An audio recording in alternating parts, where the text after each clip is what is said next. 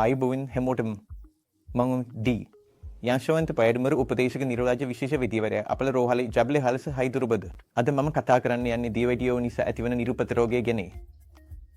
දීවැඩියෝන් ඇතිවන නිරූපත රෝගය කියන්නේ දීවැඩියෝන් බොහෝ වැටීම් දක්නට ලැබෙන සංකීර්ණත්වයි. ඒ දීවැඩියෝන් පිළින් රෝගීන්ගෙන් ප්‍රතිශත 15කට පැමිණි දක්නට ලැබේ. සාමාන්‍යයෙන් මේ දීවැඩියෝට අවුන් වශයෙන් අවුරුදු 15ක ඉතිහාසයක් ඇති රෝගීන්ට බොහෝ විට දක්නට ලැබේ. දීවැඩියෝ පාලනය යටතේ තියෙනවා නම් මේ රෝග ලක්ෂණ දක්නට ලැබෙන්නේ අවුරුදු 15කට වඩා වැඩි කාලයක් රෝගය තිබුණීමයි. දීවැඩියෝ පාලනය නොවුනොත් අවුරුදු 10කට වඩා අඩු කාලයක් දීවැඩියෝ තිබුණේ රෝගීන්ටවත් මේ ලක්ෂණ පෙනිය හැකිය.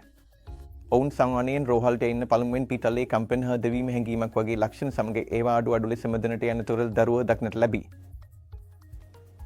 ඒ මැදනට ළඟ වූ පසු මේ ලක්ෂණ ඇරඹන්න පුළුවන් ඇඟේ අග කොටස් වලින් අත්තාලේ සහ ඉහළ අතටත් අඩු ලෙස පැතිරෙන්න පුළුවන්. ඔවුන්ට ඇත්තටම මේ පෙරිස්තස්සේ සහ දැවීම හැඟීම් හෝ කම්පන හැඟීම් තියෙනවා. රෝගීට දිනපත මත්පැන් පානය කිරීම පුරුද්දක් හා වැටීමෙන් දලෙහි හෝ අඩුකමක් තිබුණොත් මේ ලක්ෂණ තවත් වැඩි වශයෙන් තද විය. ඒ ඔවුන්ගේ දිනක් කටයුතු කිරීමට බාධා වීමත් සමග පවන් අල්ලාගෙන සිටීම හැකියාවත් නැතිවීමත් ඇති කරයි. ඒ නිසා ඔවුන්ට තමන්ගේ පෞද්ගලික කටයුතු කරන්නත් අපහසුයි. මේ වගේ පැමිණි සමග කෙනෙක් විද්‍යාවරයාව බලන්න එන විට අපි ඇත්තටම නිරෝධ සංවේදන පරීක්ෂාව කරනවා. නිරෝධ සංවේදන පරීක්ෂාව ප්‍රතිඵල අනුව අපි දීවැඩියෝ නිසා ඇතිවන නිරෝධ රෝගය තහවුරු කිරීම. දීවැඩියෝ නිසා ඇතිවන නිරෝධ රෝගය තහවුරු වුණාම ලක්ෂණ වල තද බලතේ කුමක් වුණත් අපි ඔවුන්ට දැඩි රුධිර සිම් පාලනයක් තබා ගැනීමට මත්පැන් පානයෙන් වළකින්න එවැනි පුරුද්දක් තිබුණාම සා වැටීමින් දලෙහි අඩකමැති නිවැරදි කරන්නත් උපදෙස් දෙමු.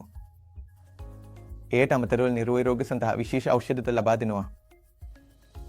මේ නිරෝධ රෝග ඖෂධ ඔවුන්ගේ නිරෝධ සහ ඒ සම්බන්ධ ලක්ෂණ සංසුන් කරයි.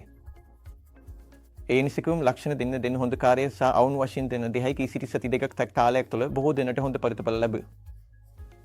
නමුත් නැවතත් රුධිර සිං පාලනය නොවන්නේ නම් ලක්ෂණ නැවතත් පැන ගිය හැක. කරුණාකාර රුධිර සිං පාලනයට දැඩිව අනුගමනය කරන්නේ.